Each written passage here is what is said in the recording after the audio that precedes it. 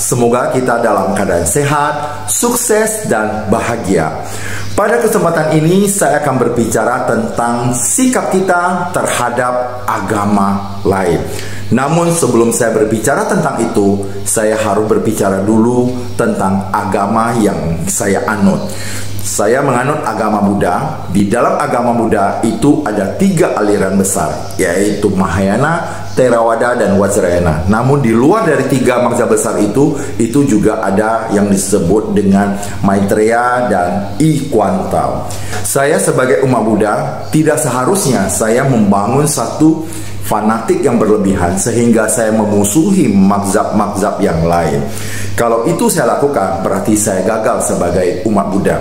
Artinya, saya harus bisa merangkul semuanya dalam satu kesatuan sehingga kita bisa bekerja sama dan kita hidup rukun dan berdampingan.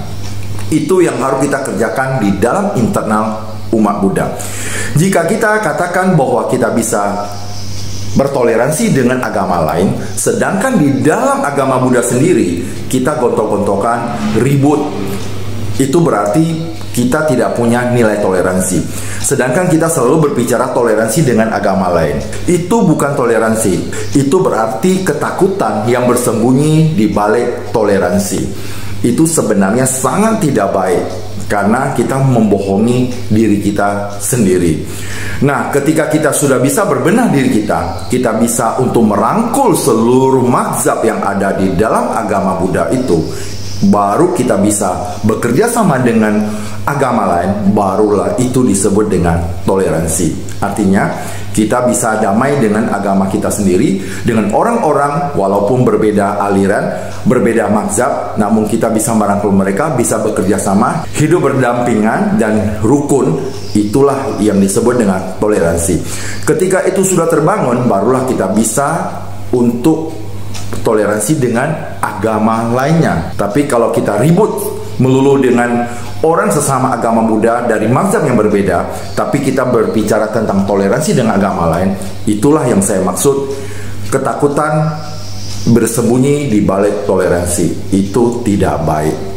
Nah, sekarang saya sebagai pengikut Buddha, bagaimana sikap saya terhadap agama lain? Kita contohkan sajalah misalnya agama Katolik. Kenapa saya contohkan agama Katolik? Karena saya yang paling sering masuk ke gereja. Saya seorang pandita agama Buddha, tapi saya tidak ada masalah jika masuk ke dalam gereja. Yang paling penting, gereja tidak keberatan.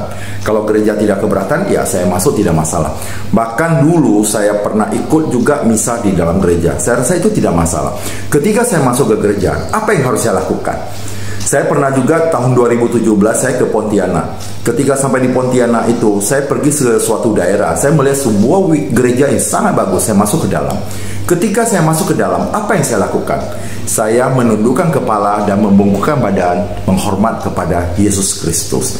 Kenapa saya hormati Yesus Kristus? Karena di dalam ajaran Buddha ada dikatakan oleh Buddha di dalam Manggala Sutta, menghormati yang patut dihormati. Itulah berkah utama.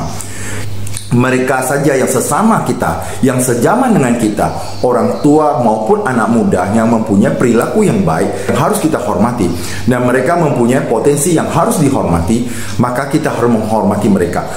Saya sudah berapa kali masuk ke gereja, bahkan saya pernah juga diundang oleh gereja untuk berbicara tentang cinta kasih. Itu tahun 2007 di Sumatera Barat. Dan di sana kita lihat antara saya, umat Buddha, dengan mereka semuanya itu timbul satu hal yang sangat baik, kerukunan, berbicara tentang bagaimana cinta kasih antar sesama manusia untuk mencintai bumi. Ya, itu hal yang sangat baik. Sehingga ketika kita berbicara dengan mereka, kita tidak menganggap bahwa mereka itu berbeda dengan kita. Alangkah baiknya kalau kita sebagai umat beragama, kita bisa saling menghormati. Apakah saya masuk dengan hanya masuk ke gereja, saya menghormati Yesus Kristus, mempengaruhi keyakinan saya? Tentu tidak. Kenapa? Karena saya beragama itu ada 2 hal yang saya pegang teguh. Yang pertama, bahwa saya memilih agama itu berdasarkan pengalaman hidup saya. Artinya, Pengalaman hidup saya itu mempunyai korelasi dengan agama yang saya anut. Itu yang pertama. Yang kedua adalah saya belajar dulu. Ketika saya belajar, saya membaca agama yang saya anut itu, dan di sanalah timbul keyakinan bahwa apa yang saya anut itu sudah sesuai dengan kehidupan saya, dengan apa yang saya alami itu sesuai dengan atau mempunyai korelasi dengan agama yang saya anut. Dua hal ini yang selalu menguatkan keyakinan saya. Jadi tidak mungkinlah kita masuk ke gereja saja atau kita masuk ke tempat ibadah lain, kita dengan mudahnya bisa pindah suatu agama. Kalau ada orang yang mengatakan demikian, bahwa kalau kita masuk ke ruang ibadah bisa mengurangi keyakinan kita, itu sebenarnya kurang tepat. Itu berarti individu yang bersangkutan tidak mempunyai komitmen, tidak mempunyai satu prinsip yang kuat sehingga mudah goyah dan mudah pindah ke agama lain. Sebenarnya saya sudah sering masuk bahkan ke pura, ke gereja Protestan, ya, yang Kristen, Katolik, bahkan saya pernah juga masuk ke masjid. Tapi di masjid ada hal-hal tertentu yang tidak boleh kita masuk, ya saya tidak berani masuk ke sana. Tapi pada prinsipnya saya masuk di daerah yang boleh dimasuki oleh orang yang bukan Islam. Ya, saya masuk saja, tidak ada masalah. Yang jelas dalam kehidupan sehari-hari kita bersahabat dengan orang yang berbeda agama. Teman kita atau teman saya ada dari Muslim, ada dari Katolik, dari Kristen, Hindu, bahkan agama Buddha sendiri, bahkan dari agama Konghucu yang terbaru ini, semua kita adalah teman. Memang kita berbeda dalam agama, tapi kita sama di dalam kemanusiaan. Jadi ketika kita masuk ke rumah ibadah-ibadah lain, itu tidak mungkin kita mudah atau menggoyahkan keyakinan kita. Keyakinan kita yang tadi saya sampaikan adalah tergantung kepada pengalaman hidup kita dan juga bagaimana kita belajar tentang agama yang kita anut. Itulah yang akan memperkuat keyakinan kita. Mudah-mudahan kita semua dari berbagai macam agama, di Indonesia sudah ada 6 agama yang diakui oleh Negara Kesatuan Republik Indonesia. Kita bisa bekerja sama, walaupun berbeda-beda, tapi kita satu dalam kemanusiaan. Sehingga hidup ini akan lebih indah. Sama dengan sebuah rumah di pekarangannya, kalau satu macam bunga saja, itu tidak akan indah. Tetapi kalau kita tanam dengan beraneka warna bunga, maka pekarangan itu nampak indah. Begitu juga dengan hidup. Terdiri dari berbagai macam agama, maka hidup ini kita akan lebih indah. Kita akan bertukar pengalaman, bertukar pengetahuan, sehingga dalam kehidupan ini kita bisa saling bantu-membantu agar hidup kita akan lebih bermakna. Itulah Bapak Ibu dan sahabat Prolobi. Apalagi sekarang ini kita sudah banyak mendengar bahwa ada namanya radikalisme, ada intoleran dan sebagainya. Mudah-mudahan kita bisa membangun pribadi kita. Memang boleh kita meningkatkan keyakinan kita kepada agama kita. Seperti saya mempunyai keyakinan kepada Triratna, yaitu Buddha, Dharma, dan Sangha.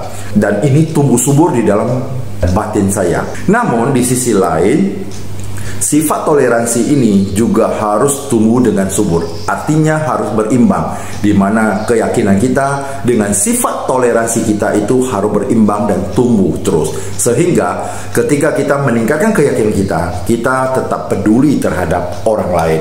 Kita tetap rukun dengan orang lain. Hidup berdampingan, itulah disebut dengan toleransi.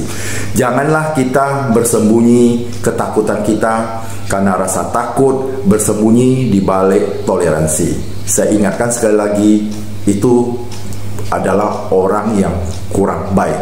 Karena dia sebenarnya takut, tapi dia bersembunyi di balik toleransi. Sedangkan orang yang seagama dengan dia saja, dia tidak bisa hidup rukun dan damai. Terima kasih. Bersama saya Sahari dalam channel Prolobi, profesional, logika, dan bijaksana.